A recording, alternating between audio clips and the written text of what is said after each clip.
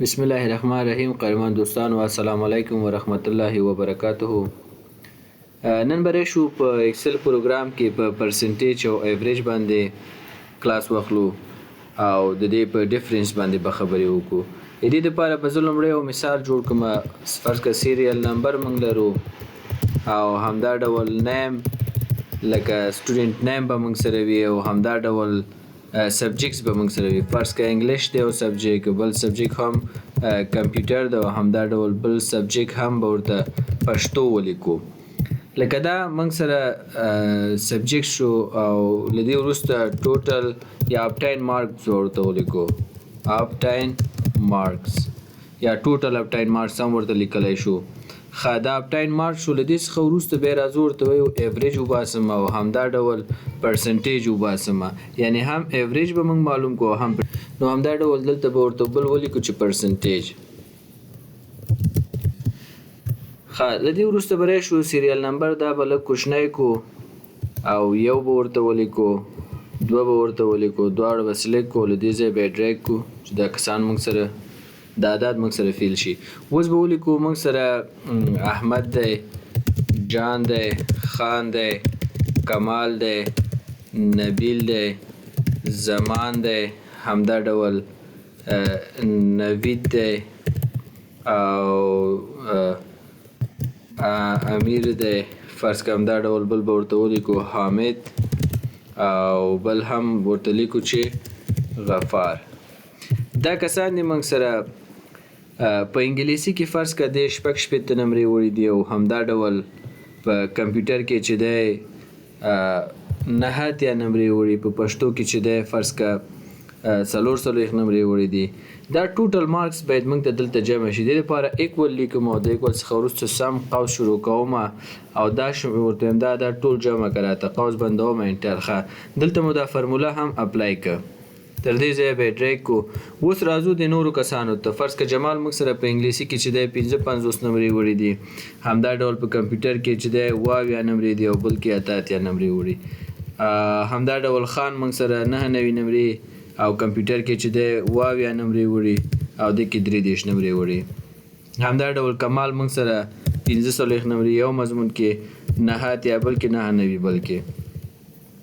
همدا ډول راځو نبیل ته، نبیل اتاتیا شپږ شپېته اووه او ورپسې به راشو زمان ته 55 540 شپږ شپېته او اوس به راشو نوید ته 78 540 نهه نوي، امیر 78 او همدا ډول 88 او نهه نوي او بل کس هم موږ سره حامد د 55 78 څلور دېرش او غفار همدا ډول موږ سره انګلیسي کې شپږ شپېته نمرې وړي، 88 نهه نوي نمرې دې کې وړي.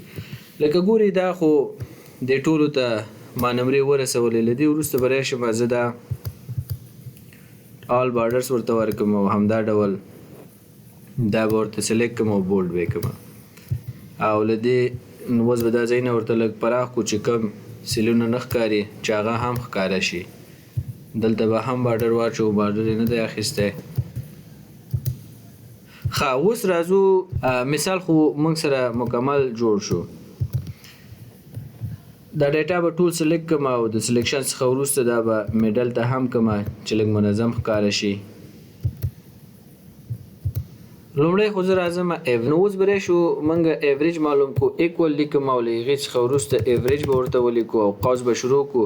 ایوریج د څه شي معلومول غواړي؟ د انګلیسي، کمپیوټر او پښتو. لکه د احمد ایوریج زه غواړم معلوم کړم چې دی فرض کړه انګلیسي کې شپږ شپېته نمرې وړي، کمپیوټر کې 89 نمرې وړي او پښتو کې 44 نمرې وړي دي.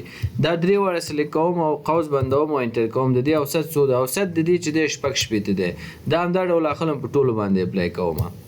ګورئ د احمد ایوریج شپږ شپېته شو، د جان ایوریج 83 شو، د خان ایوریج 9 شپېته شو. دا هر یو کس ایوریج موږ ته ووتلو.